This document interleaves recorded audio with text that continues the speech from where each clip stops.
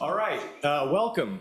Thank you all for coming. I'm going to make some very brief introductory remarks and then turn it over to our conversationalist today. So first of all, I want to thank you to 5 co-sponsors, student organizations in alphabetical order, the American Constitution Society, the Federalist Society, the Plaintiffs Law Association, the Public Interest Law Forum, and the Sports and Entertainment Law Society. So thank all of you for coming together and help make this event happen. Also, thank you all for coming today. There's a couple administrative things towards the end. For people who want CLE and are online, I will read off the code when we get to the beginning of Q&A. And then also for PILF points, we have some technical issues, so we can't pull it up there. But at the start of Q&A, I will put the Q&A code on the table outside so you guys can get your PILF points. If that's a problem for you, email me and I'm happy to help that happen. So real briefly, introductions. Jerry Regib, most of you know him. He's a 3L here at the Maurer School of Law, and he has done phenomenal work demonstrating his commitment to freedom of expression in many ways. He writes op-eds, he writes blog posts. He was an intern at FIRE. So those are just a few highlights. I've had the pleasure to get to know Jerry in contracts and privacy law, and we've had great conversations about freedom of speech, and I look forward to continuing that beyond graduation. I'm super delighted to have a student to be up here today, and I hope that there's more opportunities for other students in the future to engage in these kind of activities. And then last but not least, we have Frank LoMonte, who has done amazing work for free speech. I'm just gonna highlight a few things and then I'll turn it over to them. Currently, Frank is newsroom counsel to CNN, where he works on a variety of matters, including advising journalists on a regular basis. Prior to that, he was the director of the Brechner Center for Information at the University of Florida, which is a joint appointment at the journalism school and also the law school at University of Florida. Prior to that, he was the executive director at the Student Press Law Center. And he also clerked for an 11th Circuit judge in the Northern District of Georgia judge. He is currently a national member of the Society for Professional Journalists, and that's relevant to today's talk because he recently worked on a report that was a MacArthur-funded report for the SPJ, dealing with the kind of gag laws that we're going to talk about today, particularly in the SPJ region of Indiana, Illinois, and Kentucky, so very relevant to all of us here. If you all could give a warm round of applause to our speakers.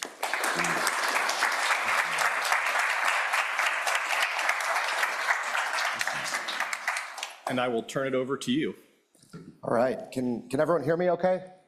Okay, awesome. Well, thank you everyone for being here. Thank you, Frank. Thank you, Professor Tomain, for this awesome opportunity. I'm really excited to be here. We have a lot of ground to cover for what I think is a really rich and timely discussion, so why don't we just dive in? Frank, in true law school fashion, welcome to Maurer. Why don't we start with doctrine? My favorite. Oh, absolutely. Everyone here is favorite for the students in the room. So in thinking about the employee-employer context, what does the First Amendment say? What do Supreme Court decisions have to say about how free speech rights apply within the employer-employee context? Yeah, so first of all, I should of course say thank you, Professor Tomain, thank you, Jerry, thank you to the sponsors, and everything that I say here, starting with my standard disclaimer, I am on my vacation day from CNN, and so I'm wearing that hat today that Professor Tomain alluded to. I'm the new co-chair of what is called the Advocacy Committee of the Society of Professional Journalists, and the Advocacy Committee, oh, that's a mouthful, is trying to work on solutions to some of the recurring problems that afflict journalists' ability to effectively gather and share information. And right at the top of that list is our subject today, these gag rules that forbid government employees from speaking to the press or public about their work. So this is a frontline concern for journalists around the country, for the SPJ, and for me. In my Brechner Center role, I wrote 3 different law review articles about different aspects of this problem, and they've been read by tens of people, and I encourage you to check those out. But yeah, but so thanks for teeing up the general subject. So anybody that has taken any constitutional law, right, the starting point is always that when the government is acting as a regulator and they regulate the content of speech, any such regulation is going to be viewed with deep skepticism, reviewed under strict scrutiny, and almost certainly unconstitutional, right? So that's in the real world. But in the workplace world, those principles relax to some extent when the government is acting not as a regulator over the citizenry, but as the proprietor of its own property or of its own workplace. Then the government is given greater latitude to regulate content in a way that it never could, acting in its regulator role.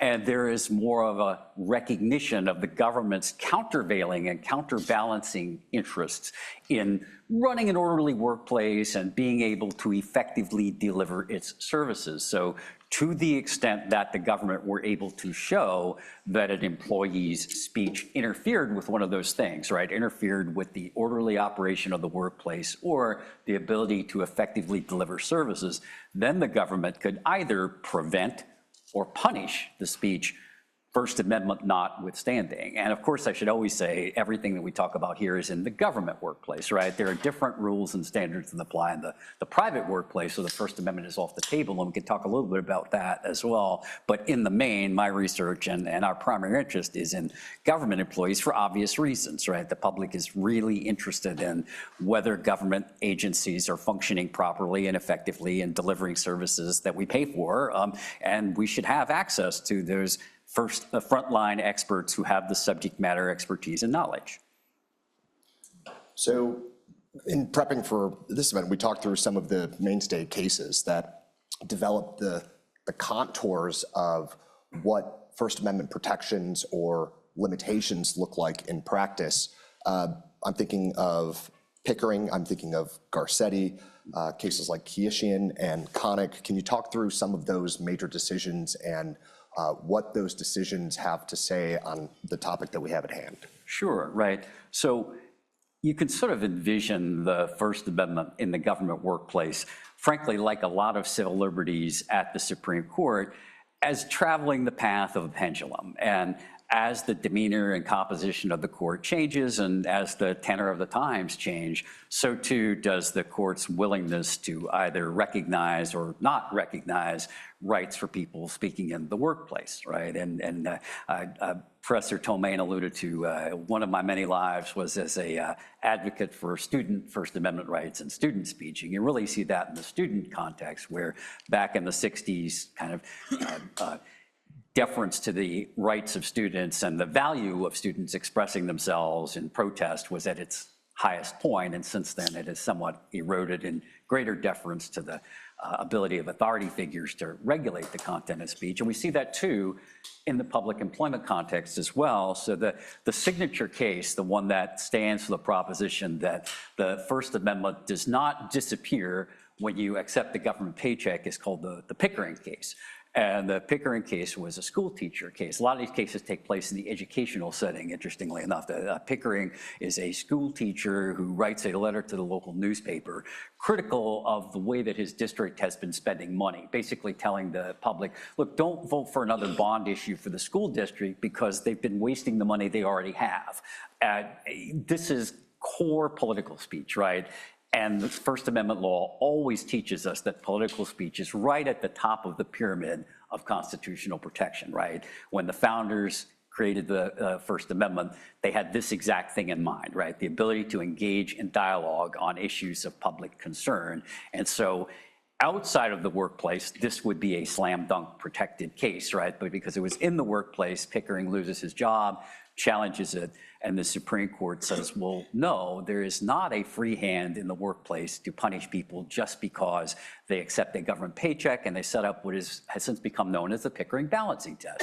This idea that the value of the employee's speech and the value of their ability to speak as a citizen on matters of public concern must be weighted in that analysis against the government's ability to keep order and deliver its services. And so only if the government can show that that speech disrupted the workplace in such a way as to either make it impossible for people to trust that Pickering can do his job, or that the agency can function well, right? Function harmoniously, deliver its services, then the employer's interest might outweigh his freedom of speech. So it's a pretty protective decision. It's certainly a halfway measure. It's certainly not the rights that we would have walking down the street on a Saturday against the government, but it's quite protective. But that is the high watermark. And after that, the court begins to recognize certain exceptions to it. You mentioned Garcetti. Before that comes a case called Connick. This is in 1983. This is in New Orleans. An employee of the district attorney's office in New Orleans circulates a survey, a questionnaire in the workplace that is about basically the fairness issues in the workplace. You know, we think that the pay and the raises and the promotions are not fair, and the employer punishes her for this. And in that case, says the Supreme Court, this is no longer Pickering speech because the prerequisite to invoke the protection of Pickering is one must be speaking as a citizen. In this case, says the court, the employee was speaking to matters of private concern inside of the workplace by circulating the survey, right? So she wasn't a whistleblower who went public and said, I want to expose inequities in salaries in the office. She was speaking as an employee to matters of purely private concern. She wanted a raise, basically. So that takes one nibble out of the Pickering protection. And then the biggest one comes in 2006 with the Garcetti case. And the Garcetti case, frankly, is an unremarkable case on its facts, but lower courts sort of take this invitation and run with it. I mean, the Garcetti case read literally, I think, stands for the rather unremarkable proposition that if your boss assigns you to write a memo a certain way, you have to write the memo the way the boss assigned you. This does not seem like an especially dramatic, high watermark in constitutional law, but it turns out that lower courts kind of get it wrong and run with it. The facts of Garcetti was this guy works for a district attorney's office in Los Angeles, and he's assigned to write a memo, as happens, right, in all prosecution cases about, what are the strengths and weaknesses of the case, and the DA really wants the case to go forward, and the employee writes a memo the opposite, saying, this is a weak case, it shouldn't be prosecuted, it's very flawed, and of course this helps the defense, right, and the DA is incensed about this, that you've undermined my case, and it winds up that the employee loses out on a promotion. He doesn't get fired, but he loses out on a promotion, loses out on some benefits. He challenges this under the First Amendment. And says the Supreme Court, in that case, the speech itself was a work assignment, i.e. the memo. And when the speech itself is a work assignment, we don't even activate the First Amendment at all. The First Amendment is not implicated. The employer has a completely free hand to dictate the content or the viewpoint of that work assignment, right? Again, that seems rather unremarkable. The problem is that lower courts sort of took the Garcetti principle and expanded upon it and said, well, anytime somebody learns any information or gains any expertise on the job, we now regard that as work speech, i.e. unprotected by the First Amendment. Finally, in 2014, the Supreme Court yanks the leash in a case called Lane v. Franks. The Supreme Court tells the lower courts, no, you're getting it all wrong. That's not what we said in Garcetti at all. Lane v. Franks is a classic whistleblower case, again, in the educational context. This plaintiff works for a community college system in Alabama. He became aware that a state politician was put on the payroll for a no-work, no-show job in order to curry favor with the politician, and he blows the whistle on it. He exposes it, he gives testimony about it, and he loses his job in retaliation for this, and he sues. And a unanimous Supreme Court, a 9-0 Supreme Court comes back and says, this is not what we meant in Garcetti. This has the full benefit of Pickering protection because just speaking about things you learned on the job is different from saying your speech was itself a work assignment. So they put a narrowing gloss on Garcetti that is faithful to the wording of the opinion, although not faithful to the way that lower courts had been applying it. And so they cabin Garcetti to a situation right on the face of it that is the speech itself something that you were assigned to do as part of your job, or is the speech simply work-related in some way or drawing on knowledge or expertise you gain? If so, that gets Pickering protection, right? And the court goes on, and the opinion, the Sotomayor opinion goes on about, look, the value of this insider employee knowledge and expertise and perspective is something that the public is entitled to benefit from. We all benefit from being able to hear. I mean, certainly in this case, right, the fact that he exposed wrongdoing in his workplace, we all benefit from that. And so he's not the only beneficiary. All of us benefit. And of course, we want these employees to be able to share the benefit of their speech. And then finally, you mentioned Keishian. That too, like Pickering, was in 1967, kind of a very high watermark for freedom of speech at the Supreme Court. And then Keishian stands for the proposition. This is sort of the tail end of the McCarthy Red Scare era.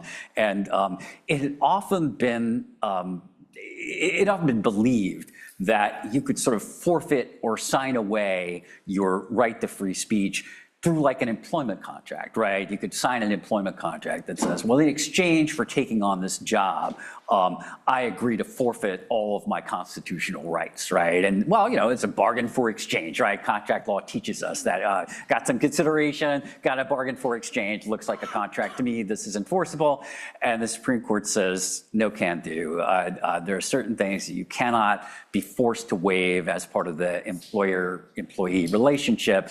And in this case, this was like an anti-communist loyalty oath, basically, right? You couldn't make people sign an anti-communist loyalty oath in order to get a job as a faculty member at a university educational setting, again, at a university in New York. That just goes too far because you have the full benefit of the First Amendment. And again, political speech, right? Political speech, highly protected, cannot make somebody sign away their right to political affiliation in exchange for that government job.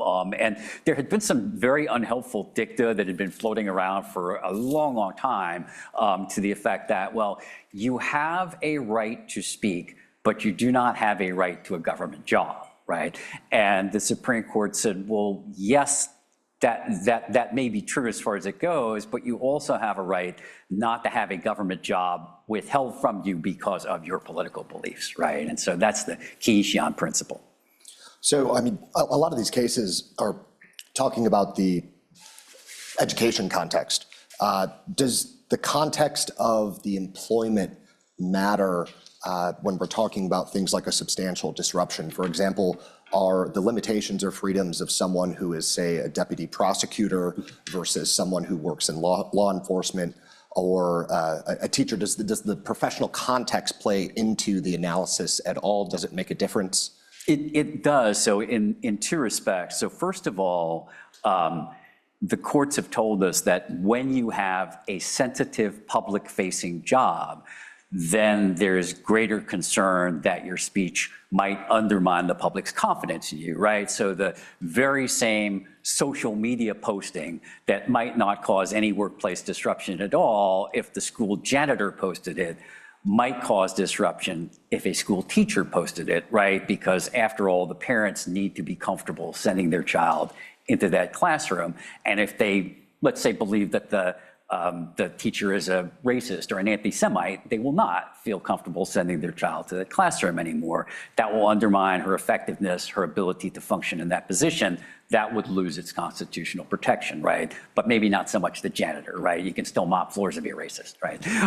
But the other thing the courts have told us is that if you have a policymaking type job, right? You have a job where the public might outwardly perceive that you are in fact an officially authorized policymaker for the agency, then your speech will probably get scrutinized a little more closely. So again, that person who is a working class blue collar employee at the agency probably gets, ironically, a little more elbow room to speak than somebody who's the deputy superintendent of schools, right? That person would be perceived as speaking officially for the school, having a policy-making role, and therefore sort of more of their private life and their private opinions is legitimately subject to second guessing by the public. And again, that might go directly to, right? Like, what do you mean you put a person with these kind of beliefs in the sensitive position of assistant superintendent, right? It would undermine the public's confidence and trust in the entire agency. So, yeah. And, you know, when we were talking about the case law before, if I can kind of return to that for a second, because I don't want to overlook this at all. So everything that we talked about in that Pickering, Garcetti, Connick line of cases, this is sort of one tributary of the First Amendment river, right? But there is another fork in the river that's really important, and we're about to turn to the gag rules conversation. And this is the tributary that, that I've chosen to navigate in my researcher life. And this is called the National Treasury Employees case. And it's shorthanded as NTEU often, right? The Treasury Employees. And the Supreme Court decided this case in 1995. And what this is about a federal statute that banned people in federal employment from speaking for pay. You could not accept an honorarium or compensation for giving a speech of any kind.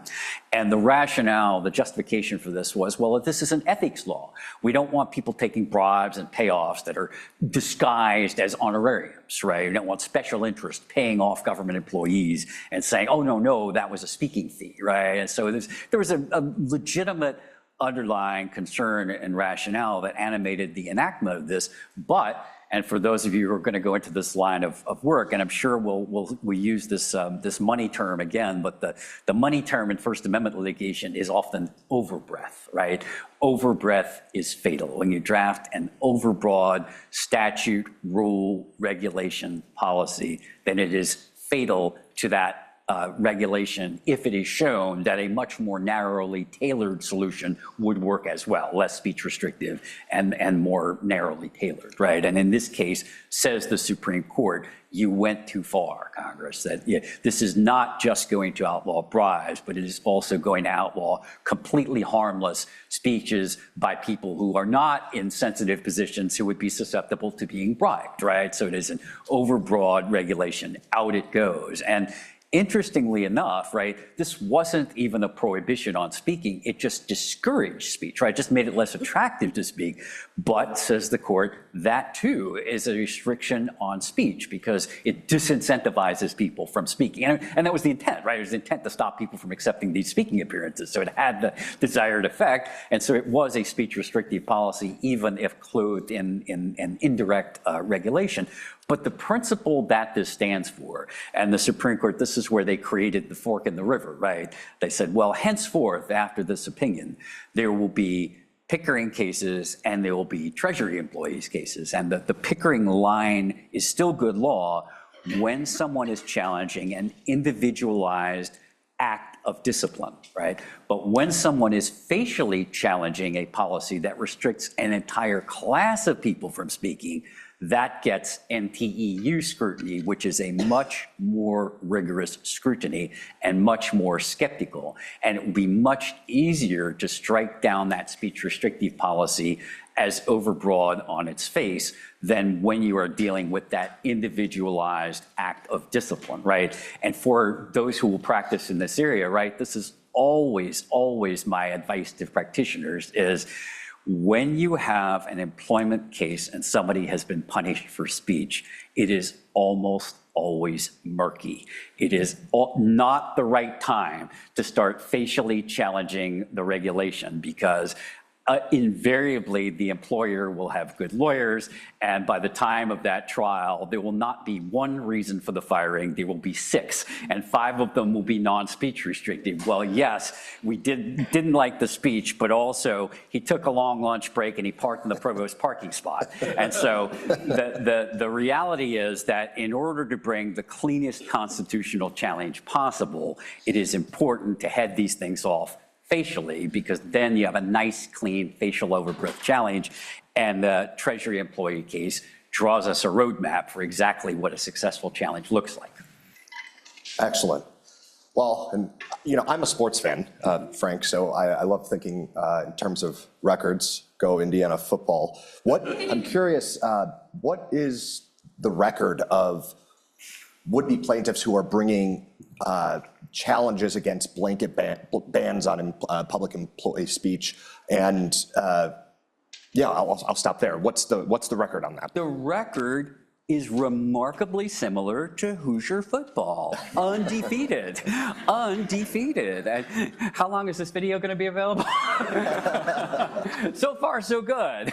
So far, and I will just say that you went to Georgia, you worked at Georgia, and I believe you went to Georgia, so Georgia went to Georgia, still adjunct at Georgia, yeah. We'll meet you sooner or later. The record of plaintiffs in challenging these, so to set the stage, right, when we're talking about a gag rule, right, what we're talking about is a rule, a policy at a government workplace that says no one here is allowed to talk about their work, right? Those are the policies to which our work on the SBJ Advocacy Committee is targeted, right, to try to find ways to overcome these overbroad policies that forbid anybody in the workplace from speaking to the press or the public about what they do for a living. And these are pervasive. They are everywhere throughout every level of government. And I should say, this is in no way a partisan or a political observation, because people have been complaining about these rules for many, many, many decades at every level of government, and in blue states and in red states equally. I mean, if you scratch underneath a school district, a sheriff's department, a police department, a cabinet level agency, you will find one of these rules on the books that says no one here may talk to the press or public about anything work related under penalty of discipline up to and including firing. So they're everywhere. But every time someone has brought a facial challenge to one of these, they have prevailed. Indisputably, it is not necessary to silence everybody in the workplace from saying anything about their work in order for the workplace to function effectively, right? So the overbreadth argument writes itself, and the courts have over and over again struck these down. I mean, I'll just reference the Second Circuit had a case called the Harmon case. And in the Harmon case, the Second Circuit struck down a regulation that was on the books at the Social Services Department for the City of New York, right? The New York City Social Services Department had a rule, I'm just going to read the excerpt, that said, all contacts with the media regarding any policies or activities of the agency must be referred to media relations. And that policy, says the Second Circuit, is unconstitutionally overbroad. And yet, today, you could go to the New York Police Department and read their handbook, and a very Harmon-like policy still exists on the books today. So these are all sort of dead men walking. You know, they are unconstitutional statutes, but they live on as zombies until somebody shoots them in the head. Well, I think we've made the case that these blanket bans have a lot of constitutional deficiencies. But why don't you see more would-be potential plaintiffs bringing suits against some of these policies? Are there any roadblocks or challenges to folks who would otherwise have a strong legal case in striking down these policies? Yeah, I mean, this is one of the many frustrating things in First Amendment land, and I'm happy to have longer conversations about the other frustrating things in First Amendment land, but there are all kinds of dubiously constitutional practices out there that seem to insulate themselves from challenge for want of a plaintiff, right? And this is a classic one where, while it is quite easy to win the constitutional challenge if you bring it, envision what your field of potential plaintiffs looks like, right? The people who are the most directly adversely affected, and here's your Civ Pro pointer of the day, right? What do you need to get into court? You need standing, right? So you have to show an injury in fact that results from the challenge policy in order to get into the courthouse, right?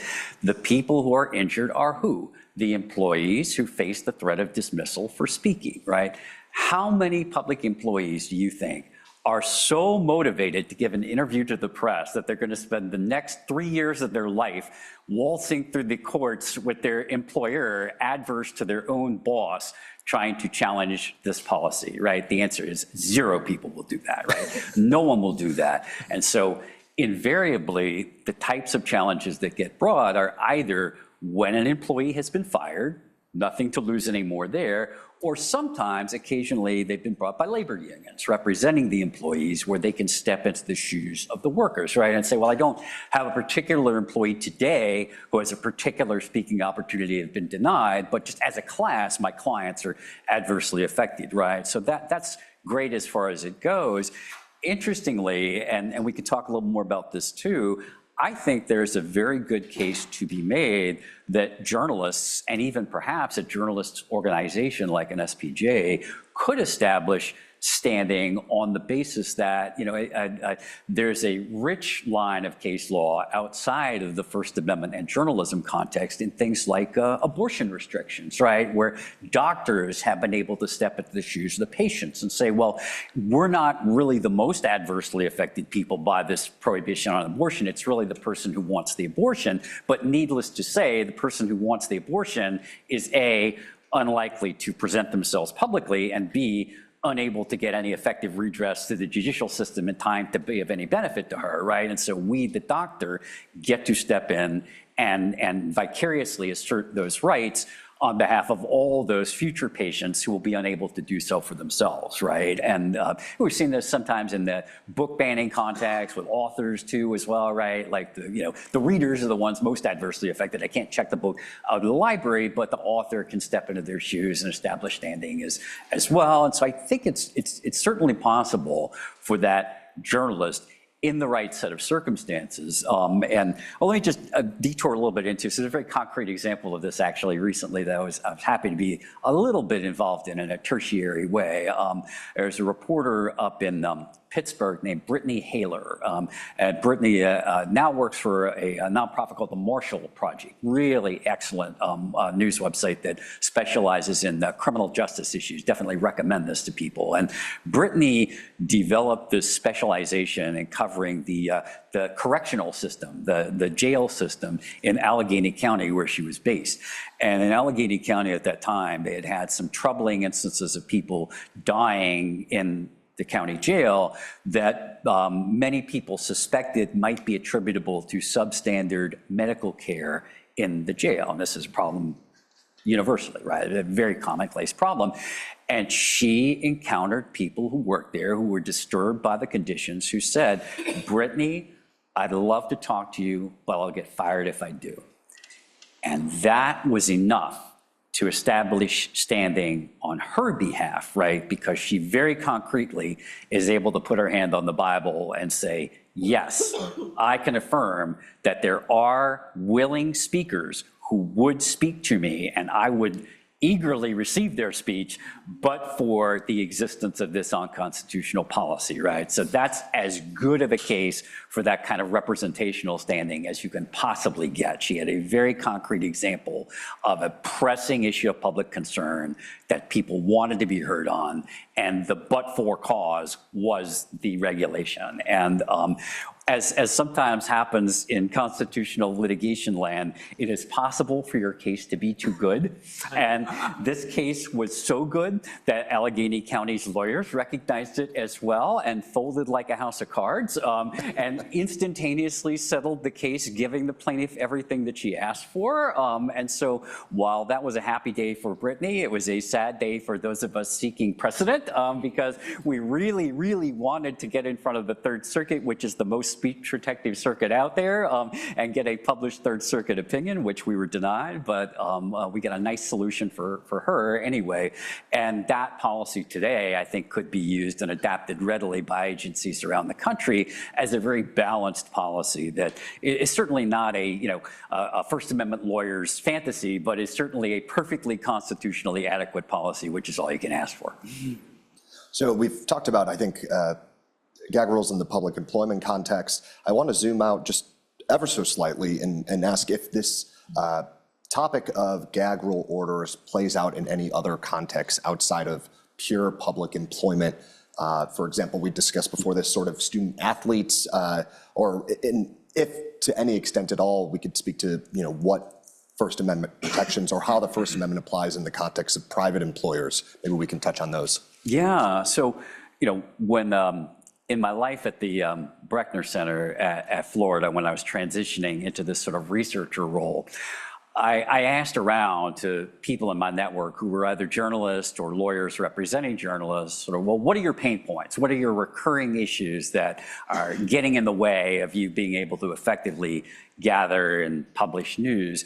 And these gag rules came right to the top of the conversation almost invariably every time. It was the number 1 or 2 problem that people cited. No one that I cover will talk to me anymore. Everyone is scared to talk. I get passed off to a public relations officer, and that person often either won't speak at all or just types up a few quotes and says, here, I'm emailing you these quotes. This will be all you get. You'll have to make yourself happy with this. And of course, this is no substitute for talking to the actual people with the subject matter knowledge. And an interesting subset of that was in the college athletics context, because college athletic departments tend to be exceedingly protective of access to their athletes. It is not uncommon in my life representing student journalists. It was not uncommon at all for me to get a call from somebody saying, I have been threatened by my athletic department as a college journalist because I picked up the cell phone and I called an athlete's cell phone that I happened to know, and I engaged in conversation with that person that was unauthorized. I have now been threatened with punishment by our college athletic department for unauthorized talking. In fact, one of the very first calls like that, I remember, you bring back a great memory now, was a guy named Kenny Jacoby, who was at the University of Oregon, a student editor, was just hell on wheels there, did some great investigative reporting. And as so often happens, when you hit the king, you must kill him. University of Oregon did not. And Kenny Jacoby became hell on wheels for the entire college athletic universe, and is at USA Today as an investigative reporter who has been tearing the lid off scandals at college athletic departments all around the country. So what did not kill him made him exponentially stronger. So Kenny was undeterred and ungagged. But those exist. We did a law review piece that was published in the Nebraska Law Review, just surveying sort of all the major colleges around the country about what appears in your athlete rule book or your handbook. And universally, institutions would say some species of, as an athlete, you may not give an interview without the approval of the athletic department. And some of them went quite a bit further and helpfully for First Amendment purposes engaged in viewpoint discrimination. And if you study the First Amendment, content-based discrimination is reviewed skeptically. Viewpoint-based discrimination is dead on arrival. The Supreme Court has never, ever, ever approved a viewpoint discriminatory regulation. Do not pass go, do not collect $200. And so some of these handbooks even went quite a bit further and said, if you have anything negative to say about the athletic department, keep it to yourself. And that would be helpfully written down in black and white in the rule books. Keep it inside the locker room was one of them. That is a source of persistent frustration, but I would say feels especially anachronistic today in the land of name, image, and likeness, right? Now that every college athlete is the CEO of Me Incorporated, and many of them are making more than they will ever make as professionals, or even more than their coaches in some cases, right? The idea that you could tell that athlete you are free to accept a 7-figure endorsement check, but not free to give an interview seems so wildly impractical that it is, and now these athletes can actually afford to hire really good lawyers. and so I cannot imagine that these restrictions will hold up. But again, when we talk about sort of the practical reality of bringing the challenge, right, this is where practical realities get in the way of litigating these cases. If you are that journalist at the news organization, you're very concerned about maintaining relations with that athletic department because they have all kinds of little intangible ways to make your life miserable, right? And so if you decided to take on that athletic department, you might find out that, oh, my pass to cover football from the sidelines has been turned into a pass to sit in the last row of the press box, right?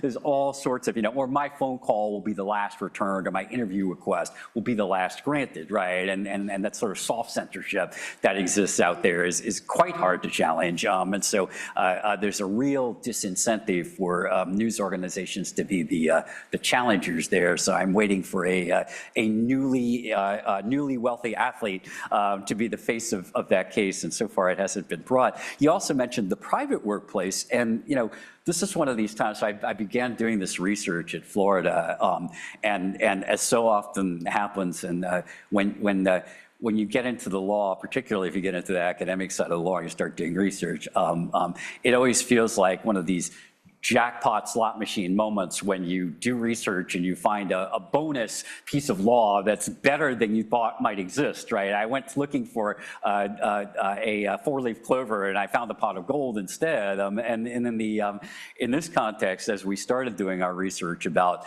free speech rights in the public sector, what we found was that there's also a very interesting strain of National Labor Relations Board precedent in the private sector.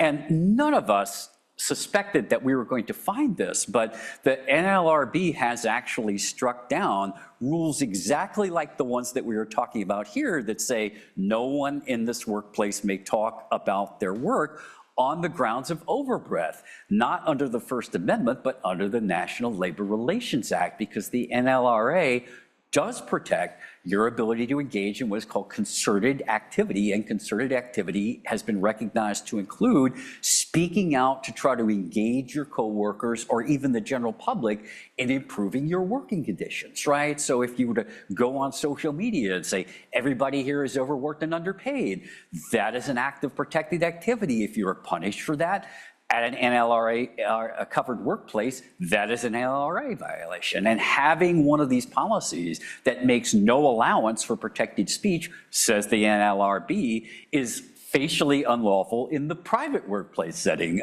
So we've certainly encouraged people to push back against those as well when they encounter them. I will say that even pushing back against that is unlikely in most instances to get that journalist the interview that they want. But if they want to write about the working conditions, and many do, right? This place is a sweatshop, this place is a hellhole, right? They need to talk to the employees who are actually experiencing the conditions, and the NLRA protects that conversation. So I want to make sure that we get to some of the practice pointers you're discussing. I mean, we have a wealth of students here. I imagine some of you are interested in working for various public agencies, state, federal, anything in between, or you're interested in doing what Frank does and being a media attorney whose journalists that you work with will rely on some of these public employees. What are some of the practice pointers you have for students who will be navigating this very area of law, who may be navigating the same kinds of gag rules and policies we've discussed here? What advice can you give? What are the practice pointers you would have for future media attorneys who are going to be doing the same work that you're doing as well? Yeah, well, and I'll even go you one better, because relatively few of you will be media attorneys, but relatively more of you will probably end up representing government agencies. I mean, that's a very fertile line of practice. Some people go in-house with a government agency, and some people go to a firm that specializes in representing government agencies. And frankly, that's one reason that this SPJ project is setting out to get in front of so many practicing lawyers and future practicing lawyers, is to reach across the aisle to those people, to reach across the people who will be drafting those policies and those handbooks in the future. And so my practice pointer to those people is having a policy that is an overbroad policy is a lawsuit waiting to happen. And that is what I would be telling my employer. I realize, sir, that you would like to have a policy that says no one here is allowed to talk without your permission, but we can't do that. There is a body of decades worth of unbroken legal precedent saying it is unconstitutional, and you will get us sued. And my job is to keep us out of court. And so, can you come up with a narrowly tailored policy that accomplishes the legitimate objectives of the agency and still gives people what the Supreme Court has called breathing space, the breathing space to be able to speak to matters of public concern? And the answer is yes, it's eminently possible to do that. There's actually a Seventh Circuit case, interesting case called the Zook case, that was in the kind of, we're in the Seventh Circuit here, in the context of law enforcement employment. Lots of these cases come up in the law enforcement context. In the law enforcement employment, this was a narrowly tailored so-called gag rule. And in that case, it didn't say don't speak publicly. It didn't say don't give interviews. What it said is don't use your position to engage in commercial endorsements without the approval of the supervisor. So a subcategory of speech, right? And in that case, the Seventh Circuit differentiated the line of cases that disapproves overbroad gag policies, including there's a case called Mueller, that's the Seventh Circuit's case disapproving of overbroad gag orders. And it distinguished Mueller and it said, well, this is not a Mueller gag order, this is a narrowly tailored one that is about a subset of speech and commercial speech, right? If political speech is up here at the top of pyramid, commercial speech is down here somewhere. So this is about commercial endorsements, less protected speech, and about creating the impression, since you're using your position to do this, that somehow the police department supports this or that product, right? And we should have the opportunity to review that before you do it. And that, says the Seventh Circuit, is a constitutionally permissible, narrowly tailored policy. So policies like that will pass muster, right? For the people on the other side, right, I've already given my number one practice point, which is whenever possible, get yourself a nice, clean facial challenge rather than getting mucked up in an as-applied challenge, because it is quite harder to keep the court from being distracted from, well, yes, this may be a very broad policy, but your client is just a bad employee, and so your client loses anyway, right? I mean, I might not even get to, right? If the employee's bad enough, right, the court may very well say, look, I'm not even gonna get to the facial challenge because no matter how I construe this handbook, your guy deserves to get fired anyway. And so the reality is that a nice, clean facial challenge saying this is an unconstitutionally overbroad policy is always the best way to go, if you can get a plaintiff or two who can establish standing. Thank you, Frank. I want to end on sort of a cultural point before we open things up to students. So I think this will be my final question, but we've talked a lot about various levers of democracy. I think this topic of gag rule orders has a lot to do with government transparency. I think it has a lot to do with public accountability, access to information. Can you speak to why this topic in particular is so important now? What are some of the larger forces at play that make this an issue that needs to be talked about? Yeah, so, I mean, all of us went through the crucible of the COVID years. And I think the COVID years really brought this home in the most salient possible way, why it was essential not to just hear official pre-prepared press releases from government agency public relations personnel, but to actually talk to those frontline workers. Think about the experience of that person who's the ER doctor in the county hospital. Think about the experience of that person who's a school teacher trying to navigate teaching under coronavirus quarantine conditions, a college professor. Any of those frontline public sector workers have unique experiences about the struggle of trying to do their jobs under pandemic conditions. And it was so important and so valuable to news coverage to be able to tell those stories, right? I don't feel safe coming to my job at the hospital because I think our PPE is inadequate, right?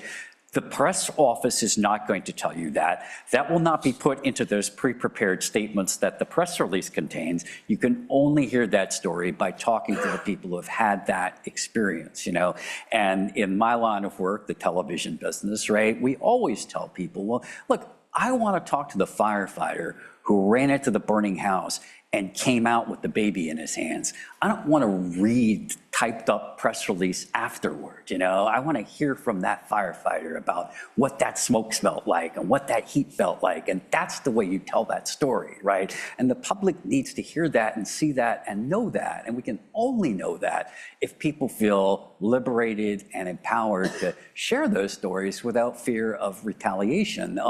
And I will say, things have escalated a bit in recent months, as those of you who followed the news may be aware, and there's quite a lot of dismantling of federal agencies that is going on.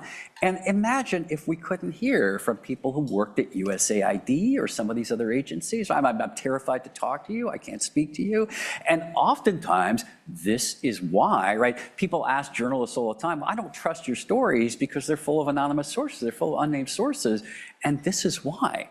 This is why we don't want to talk to these people anonymously. We'd be happy to put their faces on the news, but they're terrified of speaking under penalty of being fired. So yeah, that's why these stakes are so high, to lift these unconstitutional orders so that we can hear those stories, and so people don't go to work every day looking over their shoulder wondering if this is the day I get canned.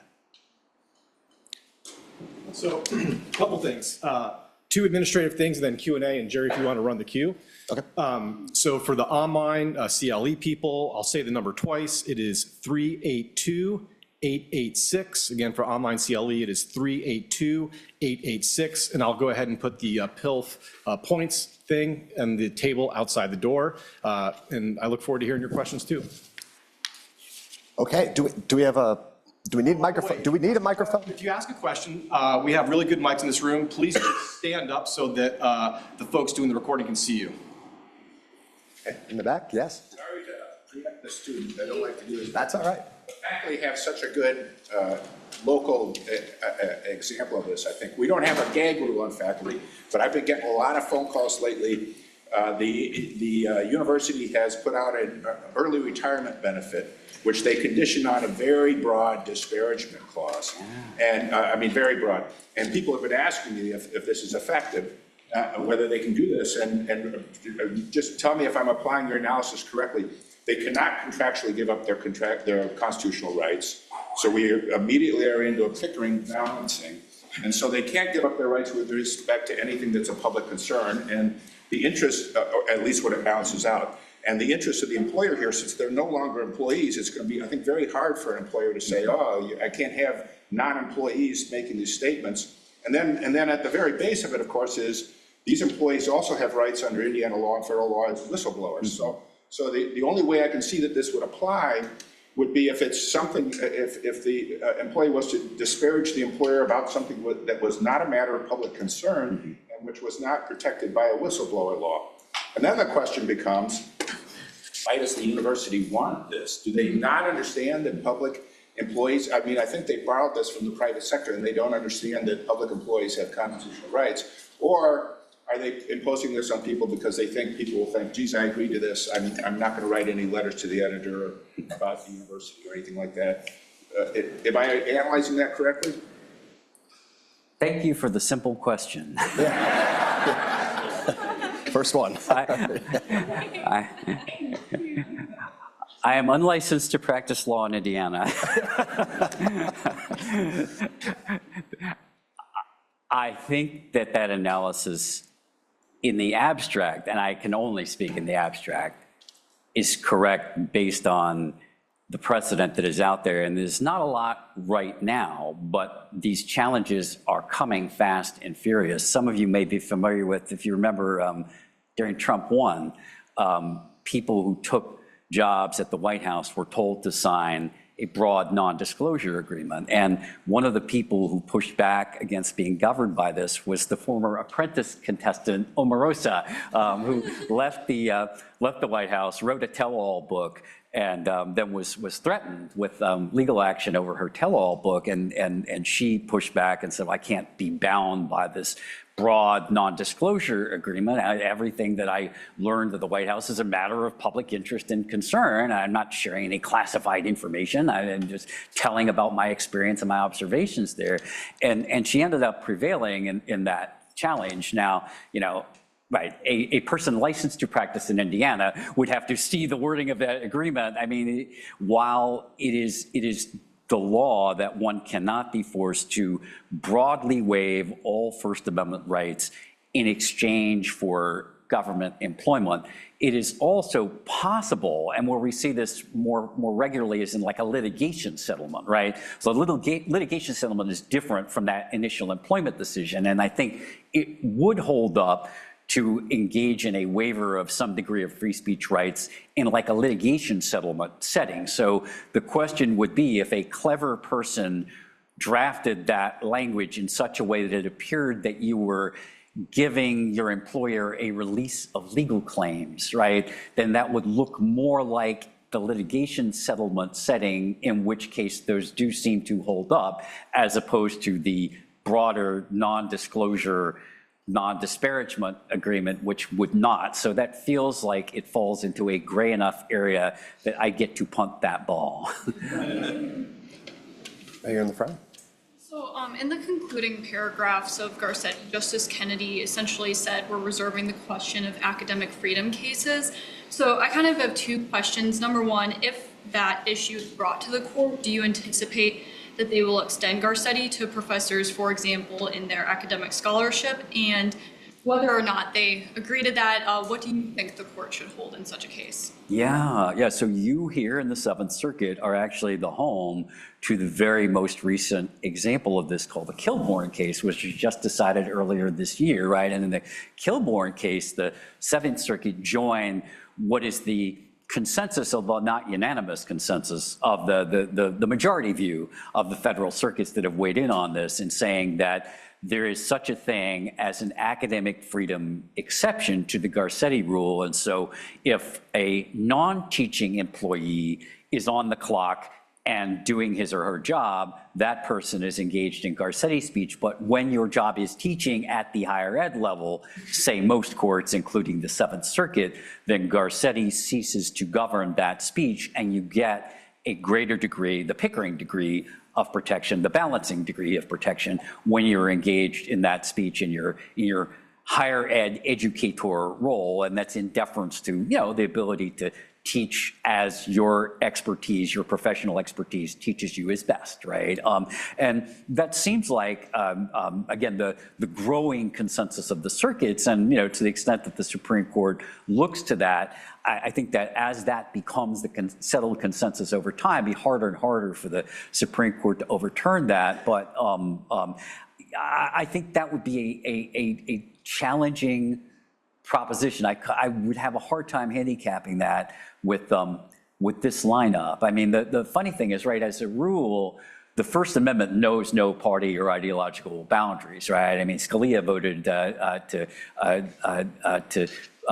strike down a law criminalizing flag burning, right? And so there is no such thing as a liberal view or a conservative view of the First Amendment, right? It really straddles, I mentioned Lane was 9-0, right?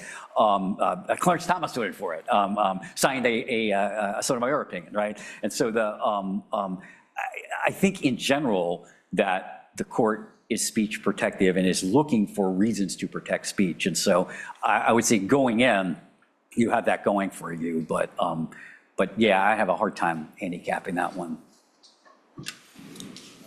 Go over here, go to Dan, and come back to Connor. Yep. Yeah. Dan, Oh. Hey, I was wondering if you think that like government secrecy as enforced through the classification system and penalties for leaking classified information can be framed as one of those gag order that could be facially challenged, considering that experts estimate 50 to 90% of classified shouldn't be classified, and there's plenty of other metrics that say that the classification system is overbroad. So would that be a potential way to change the classification system itself? You're hired. I love this theory. I love this theory. So it doesn't come up a lot because these cases don't get through the courts a whole lot, but there doesn't seem to be an appetite in the federal courts to recognize what you could shorthand as a right to leak, right? It doesn't seem to be an appetite to recognize that. And part of it, I mean, there's sort of a cheap, easy way out of this if you're a judge, right, is that, well, the documents themselves, right, are government property, and you don't get to appropriate your employer's property and do with it as you wish, even if your conscience is telling you so, right? And so that's sort of a cheap and easy way out without wrestling with the doctrine that very much, right, is that, well, look, you stole the papers, you walked out of the office with the papers, you weren't authorized to do that. You don't get a First Amendment right to steal from your workplace, right? I think the majority of courts that have grappled with this, but I think you're really onto something. I mean, it's quite right that the classification system is, you look at some of the releases of classified documents over the years, and it's not uncommon to see newspaper clippings and political cartoons inside of a package of classified documents because people have a very heavy hand with that stamp, and there's way too many people who have classification authority across the federal government, and it's become kind of the default position. And for people who litigate Freedom of Information Act cases, and I do that, it is our nemesis, all right? Because once something is classified, that it is almost ironclad, right? Certain things, you get the benefit of a balancing test, right? They want to claim that personal privacy is implicated, right? We get the benefit of a balancing test there. Well, the public really needs to see this document so we can overcome personal privacy, but there's no overcoming classification. You don't get a balancing test there under FOIA. You don't get to say, well, yeah, I know this is classified, but we really need this one. That is categorically a you lose moment. So I have not seen anybody do that, to frame it up as because the First Amendment disfavors overbroad regulation, that the entire classification system itself is overbroad. And I think, that would get back to, are we willing to say, taking classification off the table, are we willing to say that the government employee has a right to leak, right? And leaking is a little bit different from speaking about your work, right? It's one thing to say, I'm here to share my experiences and observations, and another to say, and here's the confidential memo I was given, right? And so it is an interesting and I think unresolved but creative set of facts and theory to say that could a person punished for leaking say the entire system under which I am being punished is unconstitutionally overbroad? I like it. So our time together is too short. There's much more to talk about. Hopefully Frank will be able to come back and join us again. But a round of applause for Jerry Regip. Oh yeah, thank you.